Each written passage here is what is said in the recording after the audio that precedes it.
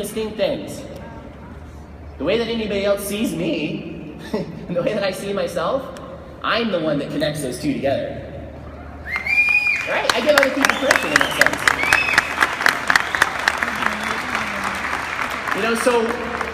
So what happens, if someone were to make fun of me now or something like that, all they're doing, they say words, I have thoughts, there are feelings attached to it.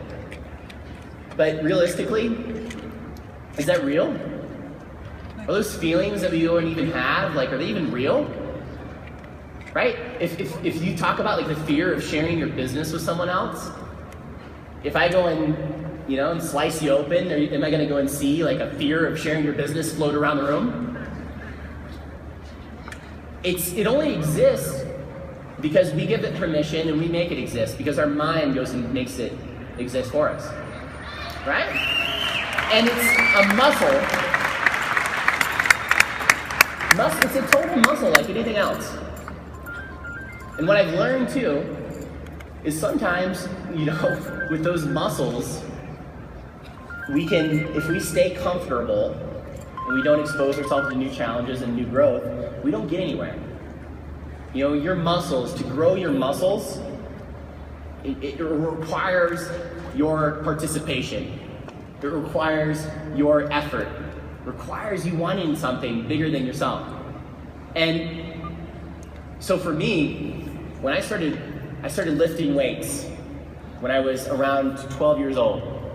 And I started lifting, I had ropes tied around my arms, and I had small plates, like 2.5 pound, 5 pound plates.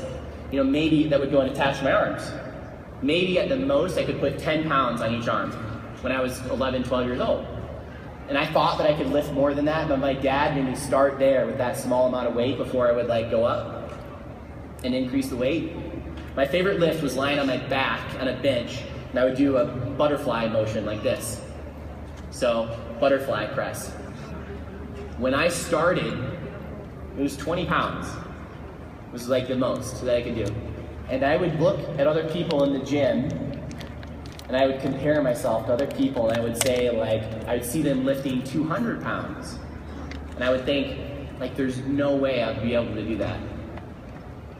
And now, I know that I'm not the only one in this room that compares myself to other people at times.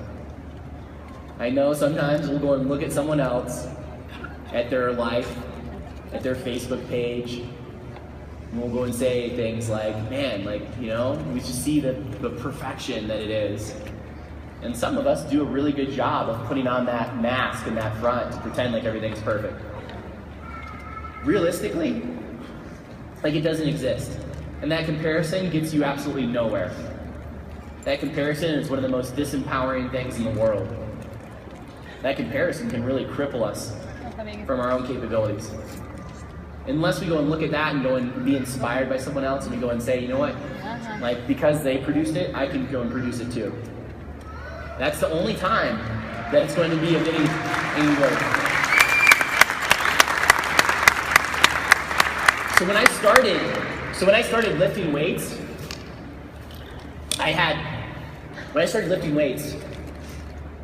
it was ropes around my arms and a tiny amount of weight, and almost being embarrassed at how small the weight was. And then I kept working at it though, getting stronger and stronger. By the time I was 19 years old, I had broke my ropes, and I got chains, and I broke those chains. I got bigger chains. And in 2009, so 5 years ago, I was training for a fight in mixed martial arts.